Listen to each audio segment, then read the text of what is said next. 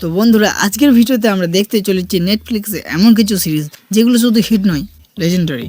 আর এই তালিকায় রয়েছে এমন কিছু সিরিজ যেগুলো কোটি কোটি মানুষ দেখেছে, সোশ্যাল মিডিয়াতে ঝড় তুলেছে, মিম কালচারও তৈরি করেছে এবং ওটিটি এন্টারটেনমেন্টকে অন্য উচ্চতায় নিয়ে গেছে।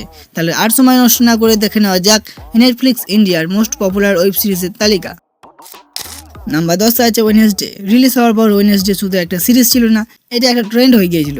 জিনা ওর্টেগা আইকনিক ড্যান্স সিনস পুরো ইন্টারনেটে ভাইরাল হয়ে যায় এবং ইনস্টাগ্রাম রিলস থেকে ইউটিউব শর্টস, ফেসবুকে সব জায়গায় শুধু ওয়েডনেসডে। কারণ নেটফ্লিক্স ইন্ডিয়ার সবচেয়ে জনপ্রিয় সিরিজ এগুলোর মধ্যে নিজের জায়গা করে নিয়েছিল এই সিরিজটি। তো এরই সঙ্গে লিস্টে 9 নম্বরে রেখেছি মিস ম্যাচেড। জেনজি অডিয়েন্সের জন্য নেটফ্লিক্স ইন্ডিয়ার সবচেয়ে romantic hit. College life, friendship, love story এবং রিলেটেবল ক্যারেক্টারের কারণে এই সিরিজ লক্ষ তরুণ তরুণী ফেভারিট হয়ে ওঠে। আজও নেটফ্লিক্স ইন্ডিয়াদের ফ্যান বেস বিশাল। এরই সঙ্গে রেখেছি নাম্বার 8-এ দিল্লি ক্রাইম। এটা শুধু একটা ক্রাইম থ্রিলার নয়, রিয়েল লাইফ ঘটনার উপর ভিত্তি করে তৈরি এই সিরিজটা ভারতকে আন্তর্জাতিক মঞ্চে গর্বিত করেছে, এমনকি এমি অ্যাওয়ার্ড জিতে নেটফ্লিক্স ইন্ডিয়ার ইতিহাসে নিজের নাম লিখে ফেলেছে।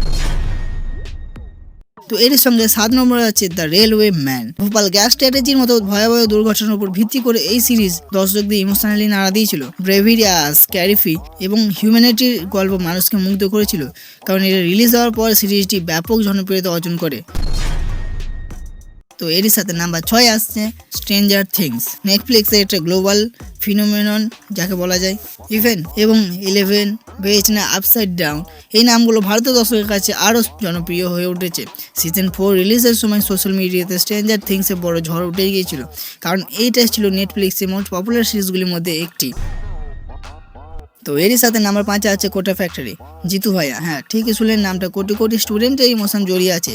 আইআইটি যেই প্রিপারেশনের প্রেসারে এবং স্টুডেন্টের লাইফে বাস্তব চিত্রে তুলে ধরার জন্য এই সিরিজটি আজও অসংখ্য মানুষের ফেভারিট। আর যারা পড়াশোনা খুবই পছন্দ করে তাদের জন্য এই সিরিজটি একটি গোল্ডেন সিরিজ হতে পারে।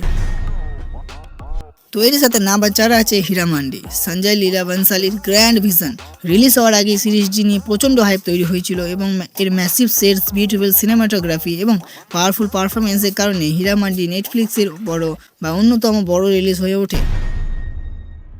তো 3 নম্বর সিরিজটা তোমাদের এই গানটা শুনে গেস্ট করতে হবে। চলো শুরু করা যাক। বেলা চাও বেলা চাও। তো এখনো পর্যন্ত যারা গেস্ট করতে পারেনি, আমি কথা বলছি মানি হাইস্টে। প্রফেসর বার্লিন টোকিও, এই ক্যারেক্টারগুলো ইন্ডিয়াতে কাল্ট ক্লাসিক বা কাল্ট স্ট্যাটাস পেয়েছে।